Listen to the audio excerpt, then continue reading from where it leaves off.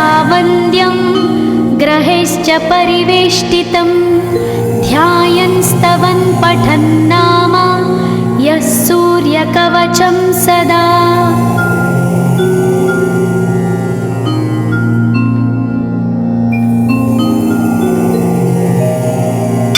कवचं गृणिः पातु शिरोदेशं सूर्यः पालं च पातु मे आदित्यो लोचने पातु श्रुतिपातः प्रभाकरः घ्राणं पातु सदा भानो अर्क पातु तथा।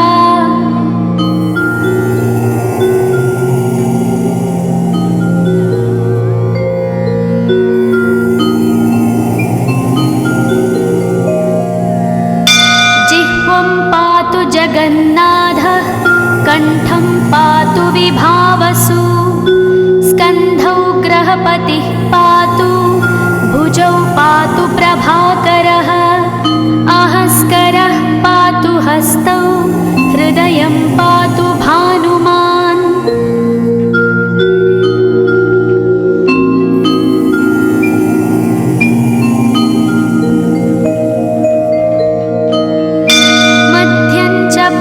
सप्ताश्वो नाभिं पातु नभोमणिः द्वादशात्मा कटिं पातु सविता पातु सक्तिनी ऊरू पातु सुरश्रेष्ठो जानुनी पातु भास्करः जङ्घे पातु च मार्ताण्डो गुल्फौ पातु त्विषाम्पतिः।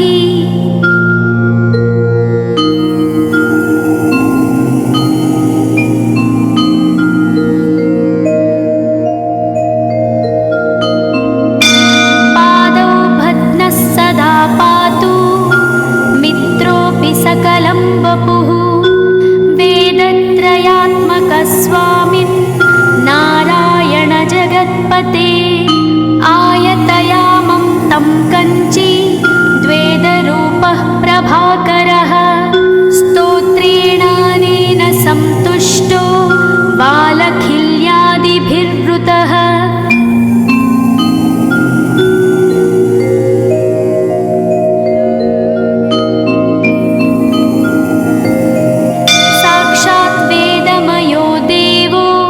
रथारूढः समागतः तं दृष्ट्या सहस्तोत्थाय दण्डवत् प्रणमन् भुवि कृताञ्जलिपुटो भूत्वा सूर्यस्याग्रे स्तुवत्तदा वेदमूर्तिः महाभागो ज्ञानदृष्टिर्विचार्य च ब्रह्मणा स्थापितं पूर्वं यथा यमाविवर्जितम्।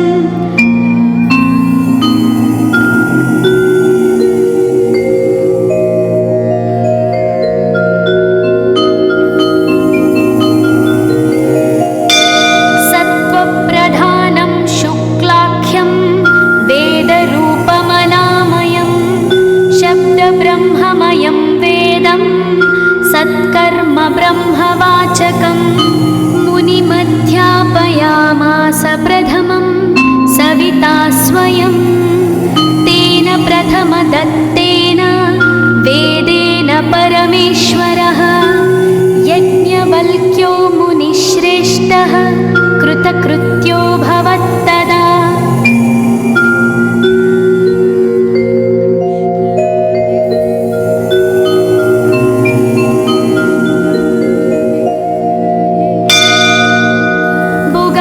सकलान् वेदान् ज्ञातवान् सूर्यसन्निधौ इदं स्तोत्रं महापुण्यं पवित्रं पापनाशनं यः पठेच्छृणुयाद्वापि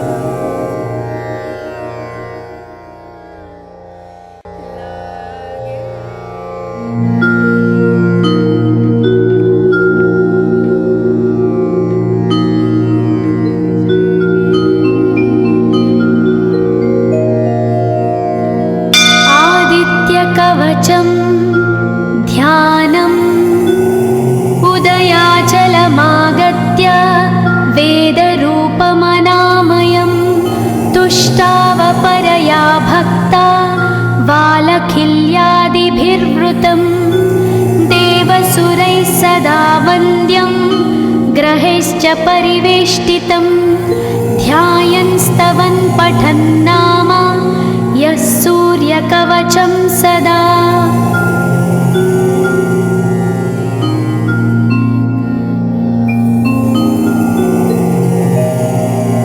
कवचं गृणिः पातु शिरोदेशं सूर्यः पालं च पातु मे आदित्यो लोचने पातु श्रुतिपातः प्रभाकरः घ्राणं पातु सदा भानो अर्क पातु तथा।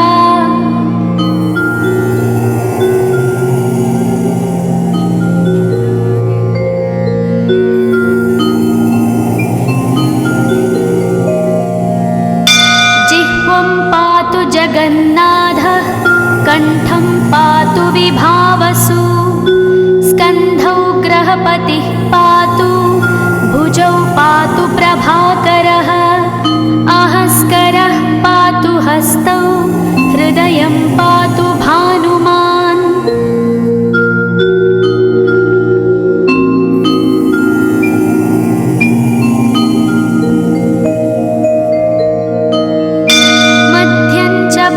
सप्ताश्वो नाभिं पातु नभोमणिः द्वादशात्मा कटिं पातु सविता पातु सक्तिनी ऊरू पातु सुरश्रेष्ठो जानुनी पातु भास्करः जङ्घे पातु च मार्ताण्डो गुल्फौ पातु त्विषाम्पतिः।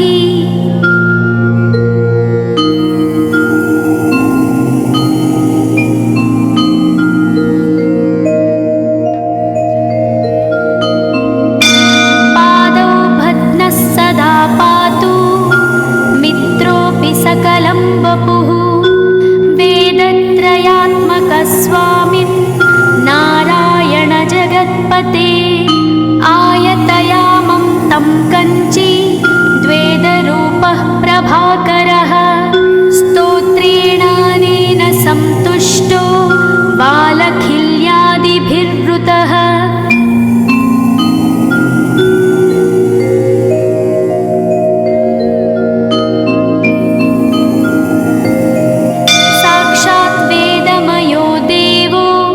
रथारूढः समागतः तं दृष्ट्या सहस्तोत्थाय दण्डवत् प्रणमन् भुवि कृताञ्जलिपुटो भूत्वा सूर्यस्याग्रे स्तुवत्तदा वेदमूर्तिः महाभागो ज्ञानदृष्टिर्विचार्य च ब्रह्मणा स्थापितं पूर्वं यथा यमाविवर्जितम्।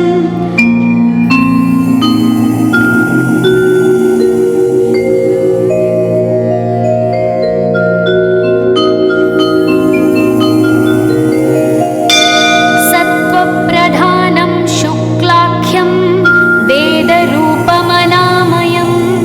शब्दब्रह्ममयं वेदं सत्कर्म ब्रह्मवाचकम् मुनिमध्यापयामास प्रथमं सविता स्वयं तेन प्रथमदत्तेन वेदेन परमेश्वरः यज्ञवल्क्यो मुनिश्रेष्ठः कृतकृत्यो भवत्तदा।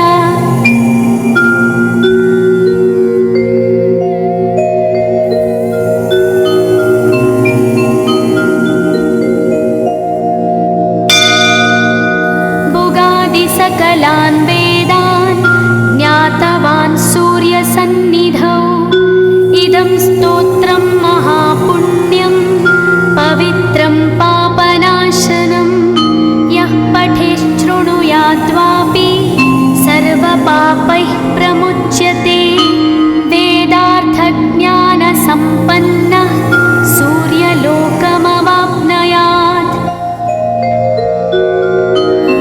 इति स्कन्दपुराणे गौरीखण्डे आदित्यकवचं सम्पूर्णम्।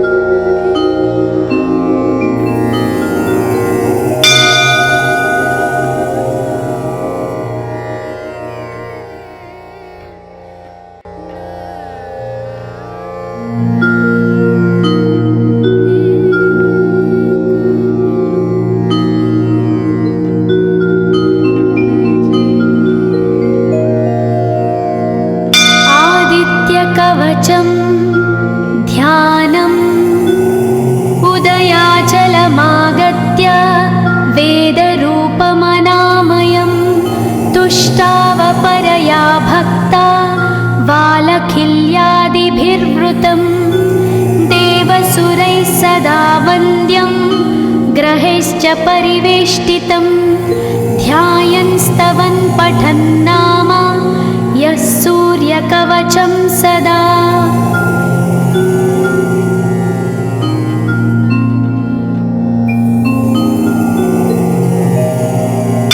कवचं गृणिः पातु शिरोदेशं सूर्यः पालं च पातु मे आदित्यो लोचने पातु श्रुतिपातः प्रभाकरः घ्राणं पातु सदा भानो अर्क पातु तथा।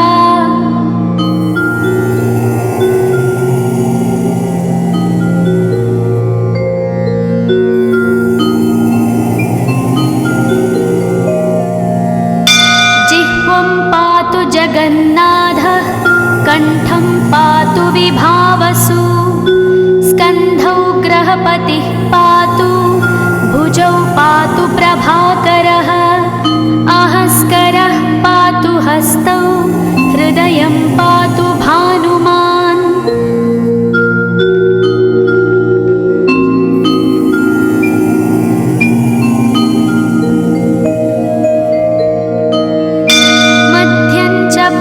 सप्ताश्वो नाभिं पातु नभोमणिः द्वादशात्मा कटिं पातु सविता पातु सक्तिनी ऊरू पातु सुरश्रेष्ठो जानुनी पातु भास्करः जङ्घे पातु च मार्ताण्डो गुल्फौ पातु त्विषाम्पतिः।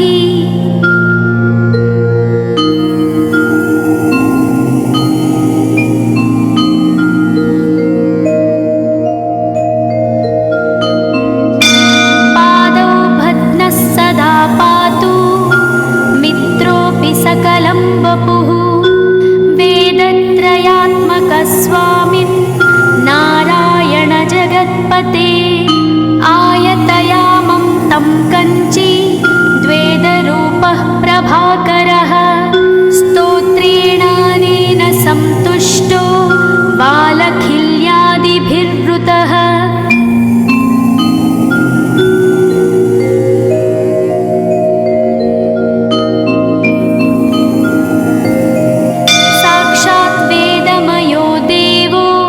रथारूढः समागतः तं दृष्ट्या सहस्तोत्थाय दण्डवत् प्रणमन् भुवि कृताञ्जलिपुटो भूत्वा सूर्यस्याग्रे स्तुवत्तदा वेदमूर्तिः महाभागो ज्ञानदृष्टिर्विचार्य च ब्रह्मणा स्थापितं पूर्वं यथा यमाविवर्जितम्।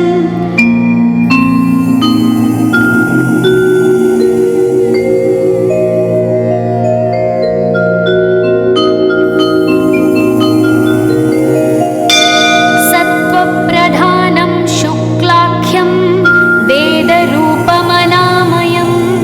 शब्दब्रह्ममयं वेदं सत्कर्म ब्रह्मवाचकं मुनिमध्यापयामास प्रथमं सविता स्वयं तेन प्रथमदत्तेन वेदेन परमेश्वरः यज्ञवल्क्यो मुनिश्रेष्ठः कृतकृत्यो भवत्तदा।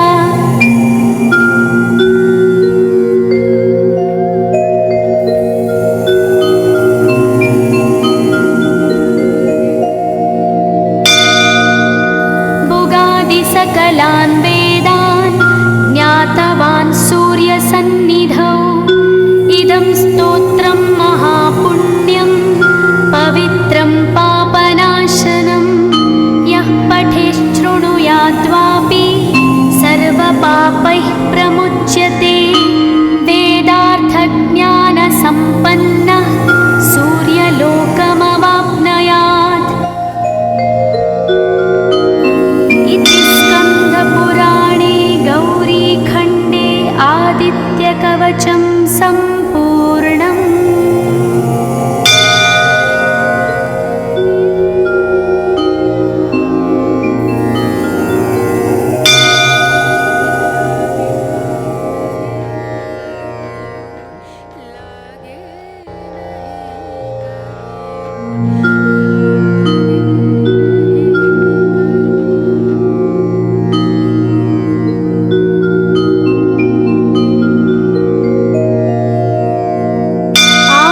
आदित्यकवचं ध्यानम् उदयाचलमागत्य वेदरूपमनामयं तुष्टावपरया भक्ता वालखिल्यादिभिर्वृतं देवसुरैः सदा वन्द्यं ग्रहैश्च परिवेष्टितं ध्यायन् स्तवन् पठन् नाम यः सूर्यकवचं सदा।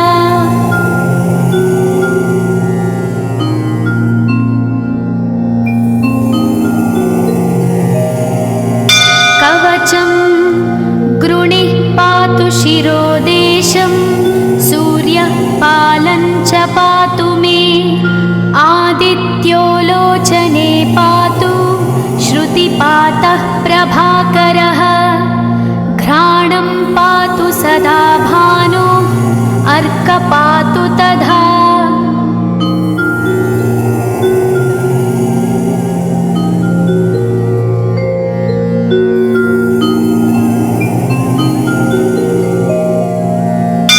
जिह्वं पातु जगन्नाथः कण्ठं पातु विभावसु स्कन्धौ ग्रहपतिः पातु भुजौ पातु प्रभाकरः अहस्करः पातु हस्तौ हृदयं पातु भानुमान्।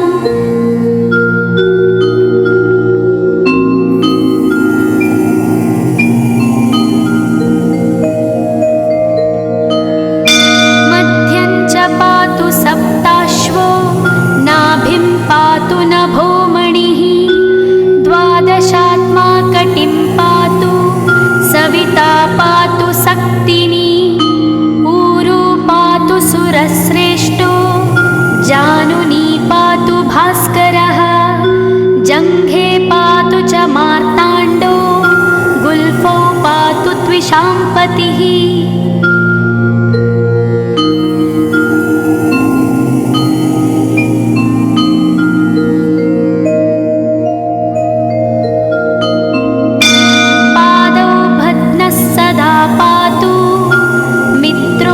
सकलं वपुः वेदत्रयात्मकस्वामिन् नारायण जगत्पते आयतयामं तं कञ्ची द्वेदरूपः प्रभाकरः स्तोत्रेणानेन संतुष्टो वालखिल्यादिभिर्वृतः।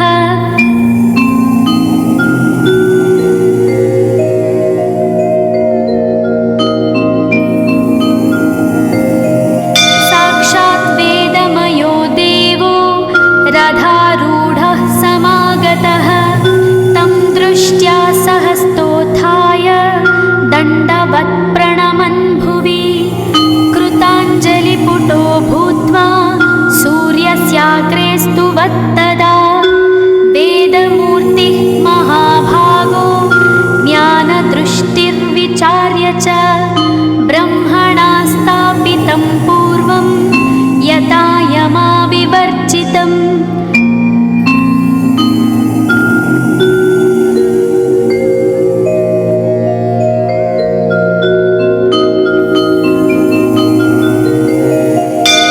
सत्त्वप्रधानं शुक्लाख्यं वेदरूपमनामयं शब्दब्रह्ममयं वेदं सत्कर्म ब्रह्मवाचकं मुनिमध्यापयामास प्रथमं सविता स्वयं तेन प्रथमदत्तेन वेदेन परमेश्वरः यज्ञवल्क्यो मुनिश्रेष्ठः कृतकृत्यो भवत्तदा।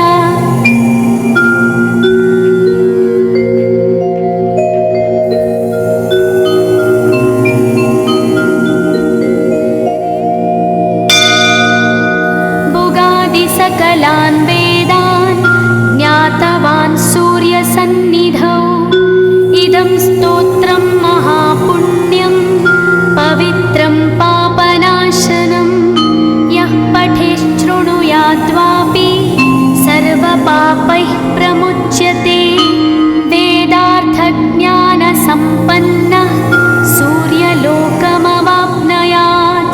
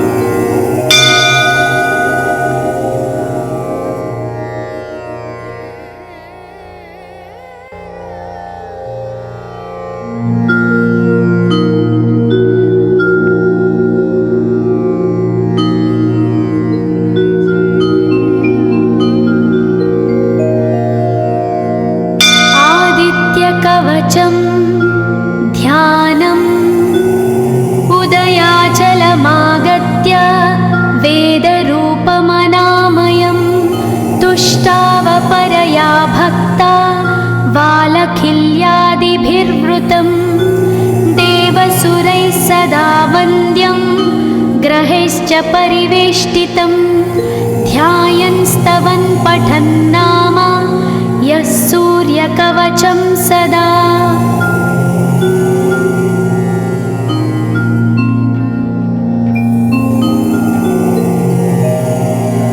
कवचं गृणिः पातु शिरोदेशं सूर्यः पालं च पातु मे आदित्यो लोचने पातु श्रुतिपातः प्रभाकरः घ्राणं पातु सदा भानो अर्क पातु तथा।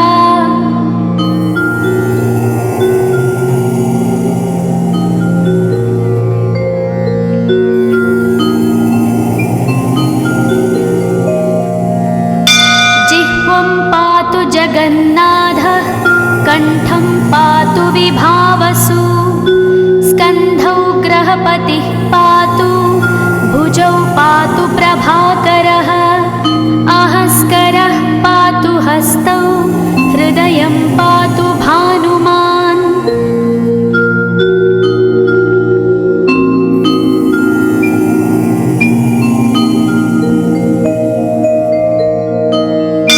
मध्यं च पातु सप्ताश्वो नाभिं पातु नभोमणिः द्वादशात्मा कटिं पातु सविता पातु सक्तिनी ऊरू पातु सुरश्रेष्ठो जानुनी पातु भास्करः जङ्घे पातु च मार्ताण्डो गुल्फौ पातु त्विषाम्पतिः।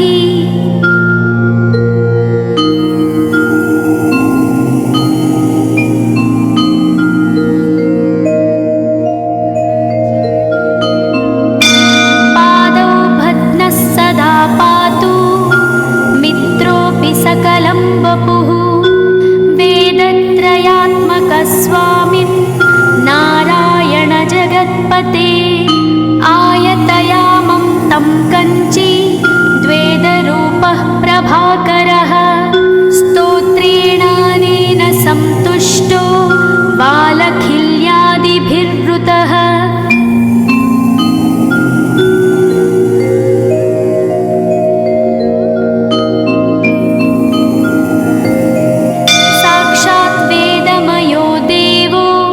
रथारूढः समागतः तं दृष्ट्या सहस्तोत्थाय दण्डवत् प्रणमन् भुवि कृताञ्जलिपुटो भूत्वा सूर्यस्याग्रे स्तुवत्तदा वेदमूर्तिः महाभागो ज्ञानदृष्टिर्विचार्य च ब्रह्मणा स्थापितं पूर्वं यथा यमाविवर्जितम्।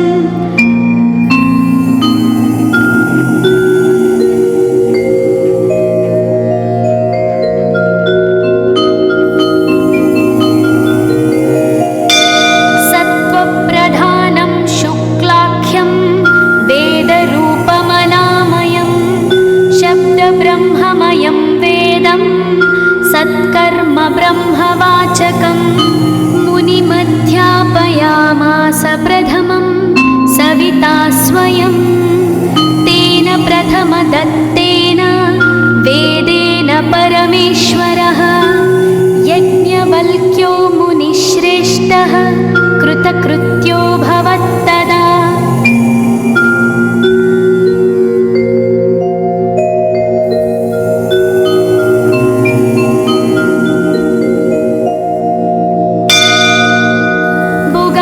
सकलान् वेदान् ज्ञातवान् सूर्यसन्निधौ इदं स्तोत्रं महापुण्यं पवित्रं पापनाशनं यः पठेच्छृणुयाद्वापि सर्वपापैः प्रमुच्यते वेदार्थज्ञानसम्पन्नः सूर्यलोकमवाप्नुयात्।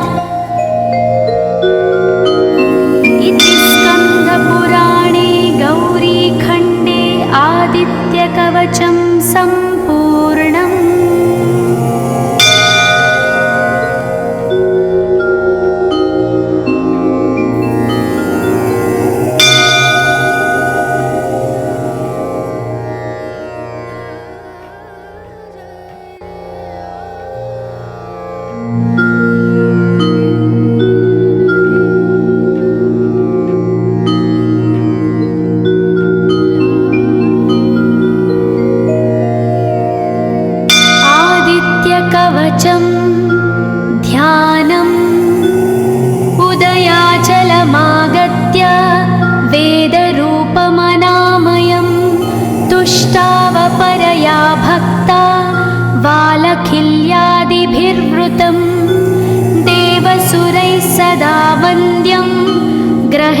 परिवेष्टितं ध्यायन् स्तवन् पठन् नाम यः सूर्यकवचं सदा।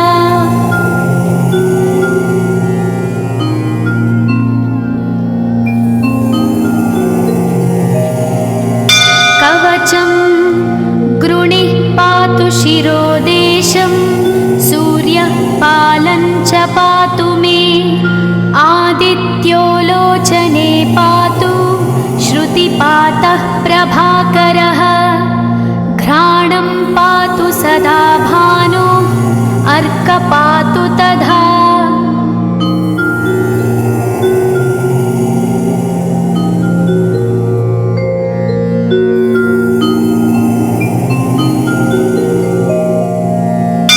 जिह्वं पातु जगन्नाथः कण्ठं पातु विभावसु स्कन्धौ ग्रहपतिः पातु भुजौ पातु प्रभाकरः अहस्करः पातु हस्तौ हृदयं पातु भानुमान्।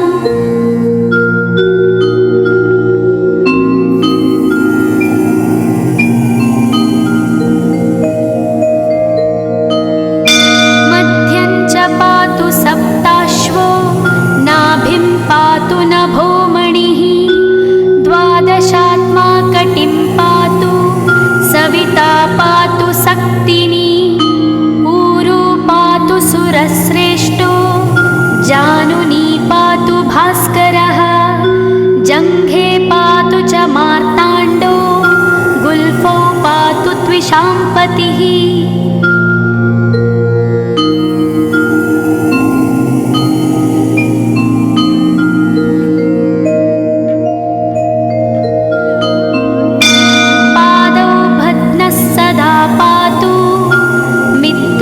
सकलं वपुः वेदत्रयात्मकस्वामिन् नारायण जगत्पते आयतयामं तं कञ्ची द्वेदरूपः प्रभाकरः स्तोत्रेणानेन सन्तुष्टो बालखिल्यादिभिर्वृतः।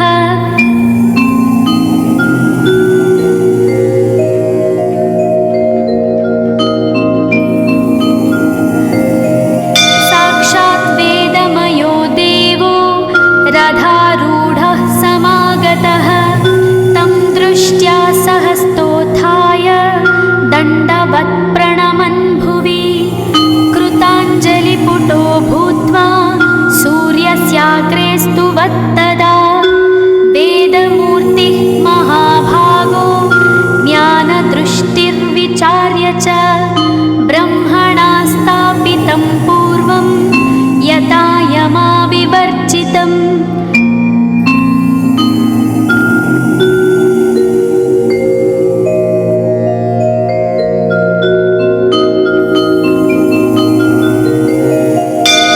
सत्त्वप्रधानं शुक्लाख्यं वेदरूपमनामयं शब्दब्रह्ममयं वेदं सत्कर्म ब्रह्मवाचकम् मुनिमध्यापयामास प्रथमं सविता स्वयं तेन प्रथमदत्तेन वेदेन परमेश्वरः यज्ञवल्क्यो मुनिश्रेष्ठः कृतकृत्यो भवत्तदा।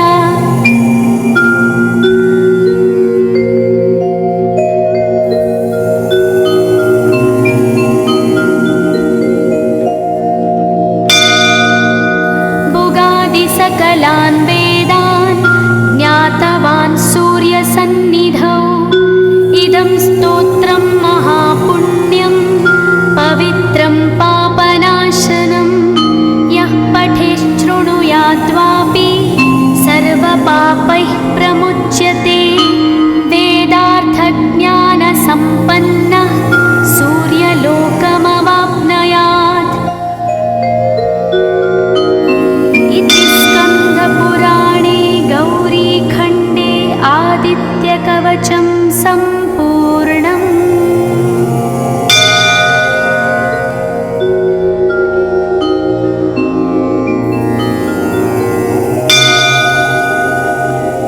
ॐ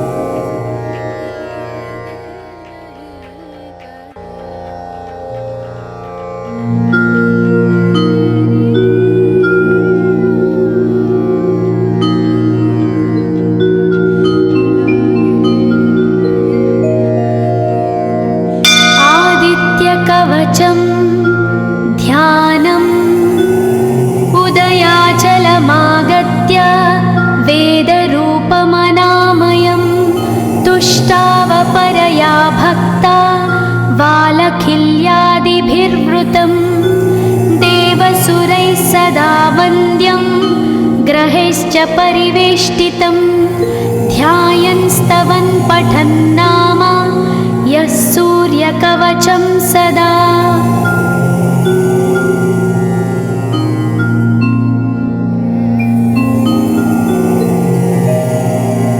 कवचं गृणिः पातु शिरोदेशं सूर्यः पालं च पातु मे आदित्यो लोचने पातु श्रुतिपातः प्रभाकरः घ्राणं पातु सदा भानो अर्कपातु तथा।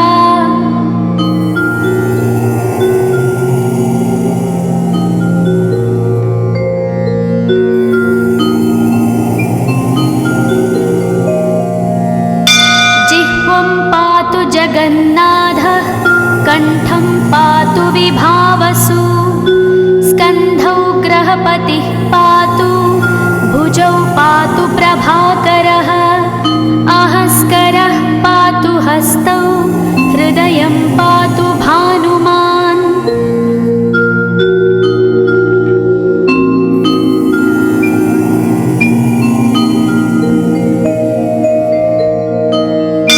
मध्यं च पातु सप्ताश्वो नाभिं पातु नभोमणिः द्वादशात्मा कटिं पातु सविता पातु सक्तिनी ऊरू पातु सुरश्रेष्ठो जानुनी पातु भास्करः जङ्घे पातु च मार्ताण्डो गुल्फौ पातु त्विषाम्पतिः।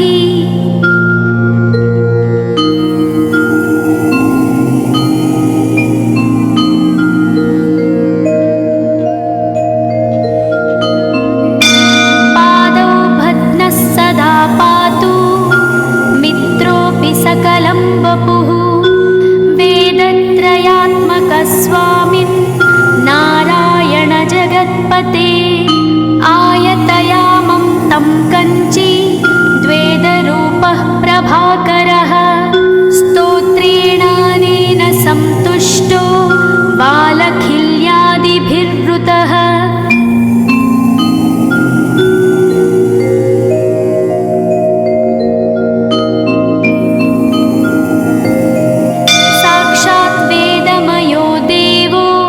रथारूढः समागतः तं दृष्ट्या सहस्तोत्थाय दण्डवत् प्रणमन् भुवि कृताञ्जलिपुटो भूत्वा सूर्यस्याग्रे स्तुवत्तदा वेदमूर्तिः महाभागो ज्ञानदृष्टिर्विचार्य च ब्रह्मणा स्थापितं पूर्वं यथा यमाविवर्जितम्।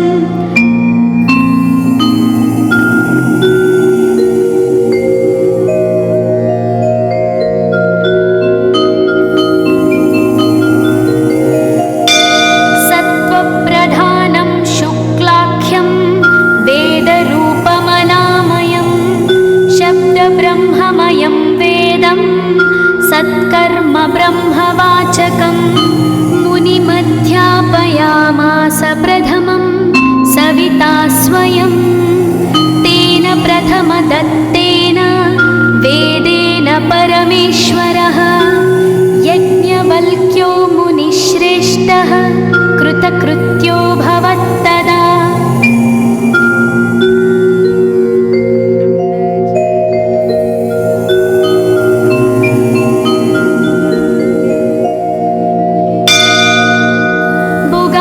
सकलान् वेदान् ज्ञातवान् सूर्यसन्निधौ इदं स्तोत्रं महापुण्यं पवित्रं पापनाशनं यः पठेच्छृणुयाद्वापि सर्वपापैः प्रमुच्यते वेदार्थज्ञानसम्पन्नः सूर्यलोकमवाप्नुयात्।